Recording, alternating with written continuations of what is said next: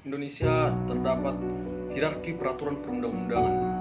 Dalam hierarki perundang-undangan ini pun diatur dalam pasal 7 ayat 1 Undang-Undang Nomor 12 tahun 2011 tentang pembentukan peraturan perundang-undangan. Di mana hierarki dalam peraturan perundang-undangan Indonesia ini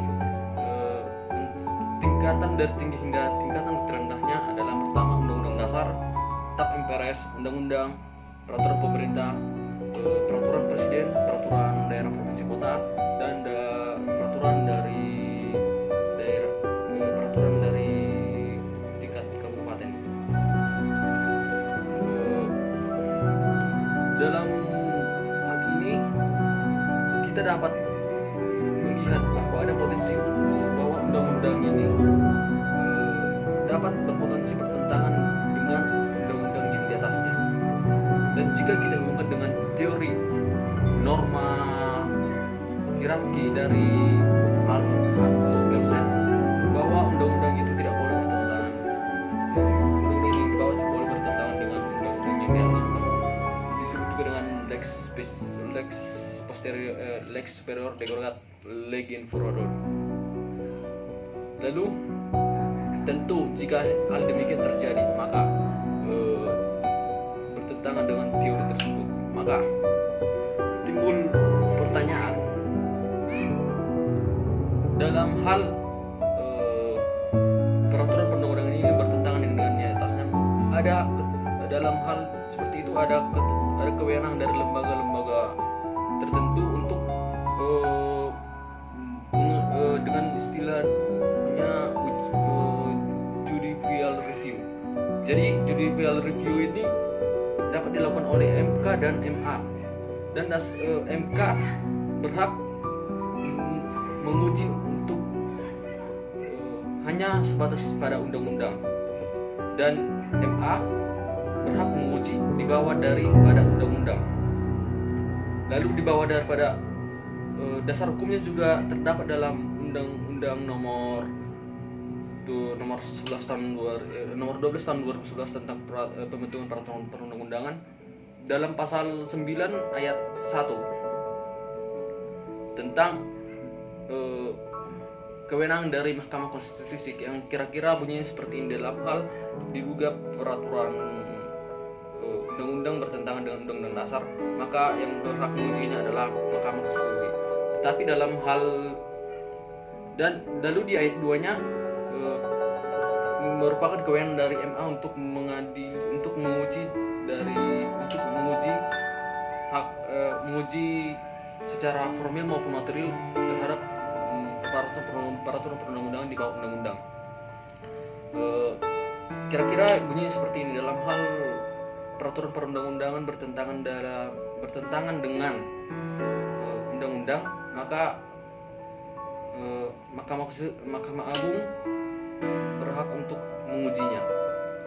Jadi Mahkamah Agung untuk menguji peraturan yang di bawah Mahkamah Agung ini dapat menjadikan undang-undang sebagai batu tolakan atau sebagai patokan. Tapi MK menguji undang-undang dengan batu tolakan terhadap undang-undang dasar.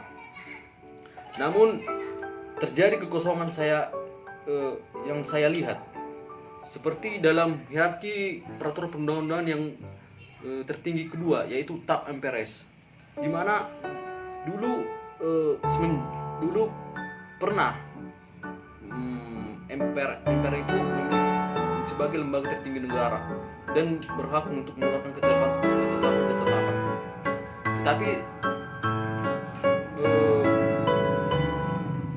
sekarang ini tidak ada lagi lembaga tertinggi negara. Dengan kata lain bahwa MPR itu sudah setara dengan lembaga seperti DPR dan Presiden yang membentuk undang-undang. Dengan kata lain, MPR ini sudah setara dengan produk dari Tap MPR ini setara dengan undang-undang. Lalu saya lanjut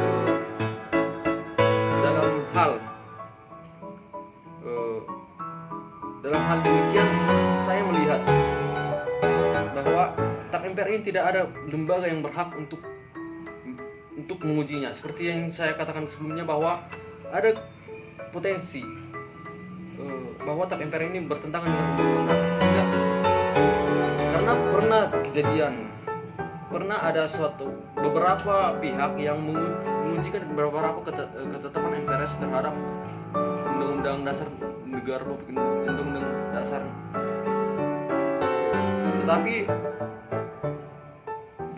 Tetapi mereka mengajukannya kepada Mahkamah Konstitusi, dan Mahkamah Konstitusi menolak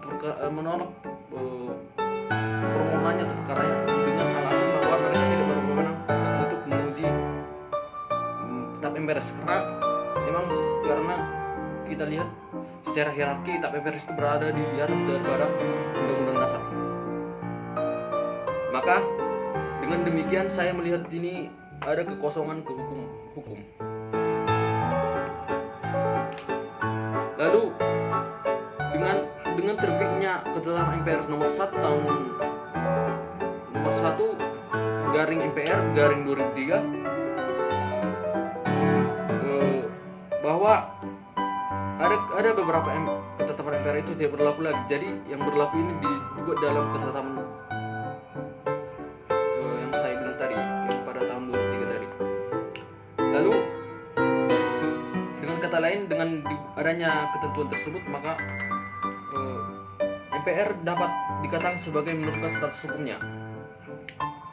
Status hukumnya menjadi setara dengan undang-undang.